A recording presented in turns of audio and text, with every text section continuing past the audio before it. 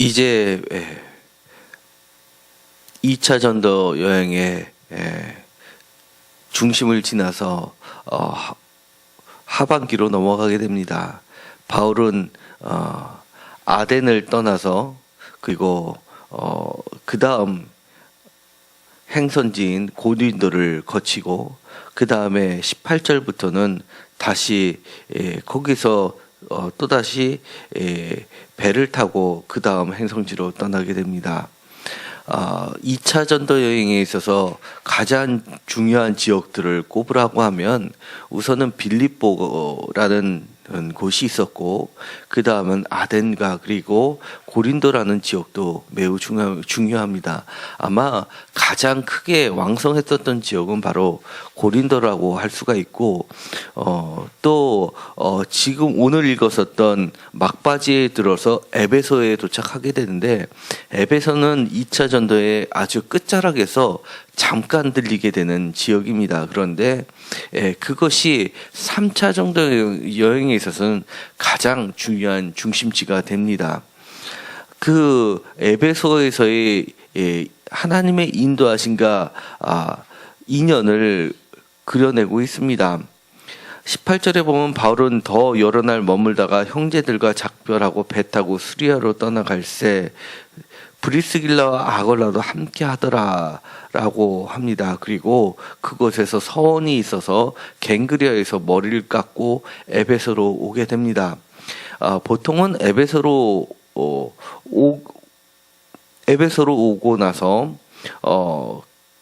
거기에서 회당회를 들어가는데 어떠한 이유인지는 모르지만 그 서원의 내용이 밝혀 있지는 않지만 아마 그 서원은 예루살렘 성전에 가서 깎았었던 머리를 다시 그곳에서 드려지게 되고 나머지 다른 서원에 규정되어 있는 여러 가지 예물들, 예를 들어서 양이라든지 이런 것들을 함께 바쳤을 것으로 보여지게 됩니다. 그래서 이 22절에 가이사에 상륙하여 올라가라는 표현과 다시금 교회 안부를 물은 후에 안디옥으로 내려가라고 하는 것은 아마 올라가다 내려가다의 표현을 봐서는 아마 예루살렘 성전을 지칭하지 않았을까라고 추정은 가능합니다. 어쨌든 간에 이 서원이 어떠한 서원인지는 모르겠지만 정확하게 나와 있지는 않지만 분명히 에베소에 와서 하나님의 뜻이면 너희에게 돌아오리라 라고 하면서 그들이 다른 곳들하고는 다르게 더 오래 있기를 청하면서 아무런 박해가 없었는데도 불구하고 그들과 일찍 헤어지는 모습을 보면 이 서원의 내용은 상당히 진지하고 또 바울을 결연하게 만드는 서원이었을 것으로 봅니다.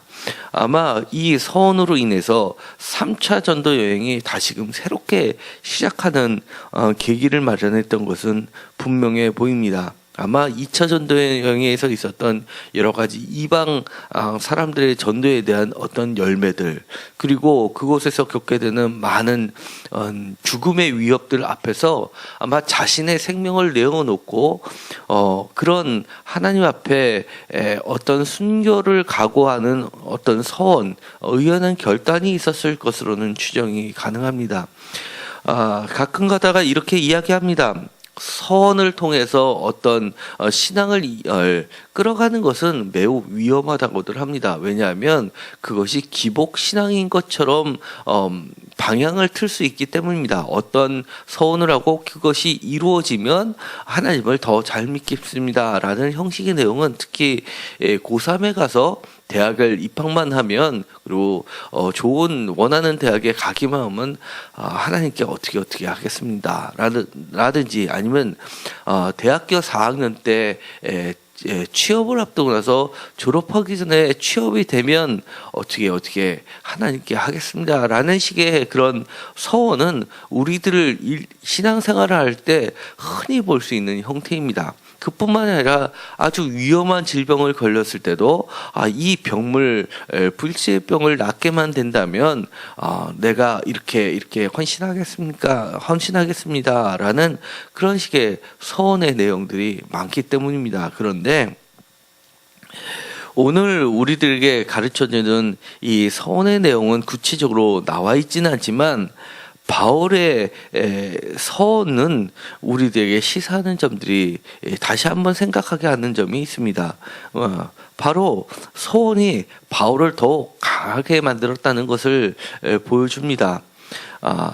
이 3차 전도여행이 있고 그리고 나서는 실제로 3차 전도여행에서 마지막 행선지가 되었었던 예루살렘에서 다시 로마로 가야 하리라라는 주님의 말씀에 순종해서 순교를 각오하고 그 길을 선택하는 것을 보게 됩니다.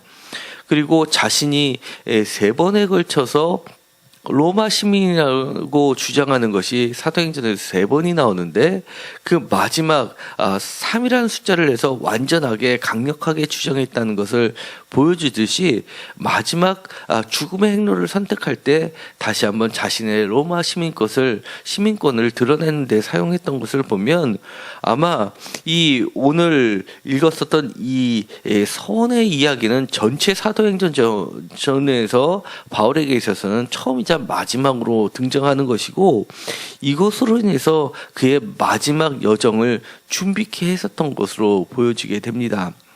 이처럼 우리는 서원이 어떠한 자신의 이익을 위해서 자신의 문제를 해결하면서 벌어지는 서원이라기보다는 하나님의 길을 더 온전히 쫓기 위한 그런 서원의 내용이었을 것으로 보여지고 또한 에베소에서 하나님의 뜻이면 너에게 돌아오리라 라고 서원의 이후에 어떠한 이방인의 선교가 열매를 맺는 현장에서도 그들의 요구를 거절하고 떠날 정도로 그 결혼했던 그 각오가 이해가 안 갈 정도로 왜 선교를 중단하냐라는 생각이 마저 들겠지만 오히려 그것이 3차 전도 여행에 있어서 제일 처음 에베소로 가게 되고 에베소에서 거의 2년에 걸쳐서 가장 길게 에베소 교회를 탄생시키는 것을 보게 됩니다.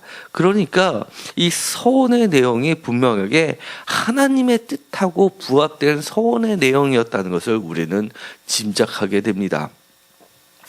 사실은 이 서원의 내용에 너무나 한 줄로서 짤막하게 나와 있다 보니까 많은 설교자들이 이 부분을 생략하고 설교를 안 하는 경우들이 많이 있습니다. 그러나 오늘 이 새벽 기도 때 우리의 기도의 내용을 한번 점검해 보는 시간으로 삼기를 간절히 바랍니다. 혹시 이 기도의 내용이 우리가 흔히 하는 것처럼 기복의 내용으로 해서 이것이 들어진다 그러면 하나님을 더 잘 섬기겠다는 그런 서원의 제목이 아니라 오늘 바울이 이야기했던 것처럼 철저히 하나님의 뜻을 묻는 서원의 내용이 되기를 간절히 소망합니다. 그러다 보니까 이렇게 에베소에서 사람들이 더 있게 해달라고 청했는데도 불구하고 그 하나님 앞에서 자신의 의지와 그리고 내 눈에 보이는 대로 판단하지 않겠다라는 각오가 들어있기 때문에 그것을 거절하고 갔을 때 오히려 하나님께서는 3차 전도여행 때 그의 발걸음을 다시금 에베소에 붙잡아 놓으시고 가장 1차, 2차, 3차 전도여행을 통틀어서 가장 길게 그에게 시간을 허락해 주시고 그리고 그곳에서 중요한 사역을 감당케 하였던 것을 보게 됩니다. 중요한 내용이 하나님의 뜻이었으면이라는 그 단어를 통하여서 철저하게 그의 기도는 하나님의 뜻에 부합하는 서원과 기도의 내용으로 가득 차 있었을 것으로 보여지게 됩니다. 그러다 보니까 이 소아시아에 있어서 이 에베소는 다른 어떠한 교회보다도 가장 중요한 교회가 되었습니다. 지금의 터키의 에베소 지역을 가면 거기는 세례요한의 무덤도 있고 사도 바울의 교회도 있고 그리고 또 요한복음과 요한계시록을 썼다고 하는 사도 요한 그리고 장로 요한을 동일시하는 무덤도 존재하고 있습니다. 그것처럼 이 에베소는 초대교회의 역사에 있어서 가장 중요한 지역이 되었던 겁니다. 무려 요한 1, 2, 3서, 요한복음 그리고 요한계시록에 이르기까지 그리고 에베소서의 편지를 통해서 그리고 그거와 비슷한 골로새서까지에 이르는 바울과 요한 공동체 전체를 아우르는 중요한 성경이 탄생한 지역도 바로 이 에베소인 겁니다. 그 정도로 이 에베소는 철저하게 하나님의 뜻의 인도함을 받고 하나님의 역사하심이 다른 어떤 곳보다도 강렬했던 지역으로 거듭나게 됩니다. 사실 우리가 3차 전도 여행을 보면 19장에 보면 에베소의 이야기가 소개되는데 이 에베소는 아데미 여신상이 있었던 아주 이방 시인으로 득세했던 지역이 바로 에베소인 겁니다. 그리고 지금도 에베소에 대해서 성지순례를 가면 이 에베소는 그 커다란 도서관도 있고 그리고 포장된 도로가 있음을 보게 됩니다. 옛날에 유명했던 도시들을 보면 이렇게 커다란 바위들로 포장을 해가지고 땅에다 박아놓으면서 마차가 지나가도 바퀴가 깨지지 않을 정도의 도로 포장을 해놓은 지역은 사실은 많지가 않은데 이 에베소는 그런 지역입니다. 그만큼 로마 황제 숭배 사상이 가장 왕성했던 곳이었고 그리고 이방신이 득세했던 그런 지역인 데도 불구하고 그 서원에 걸 만큼 하나님께서는 그를 하나님의 뜻대로 인도하셨고 거기서 굳건한 교회와 성서가 탄생하게끔 해주셨던 곳입니다.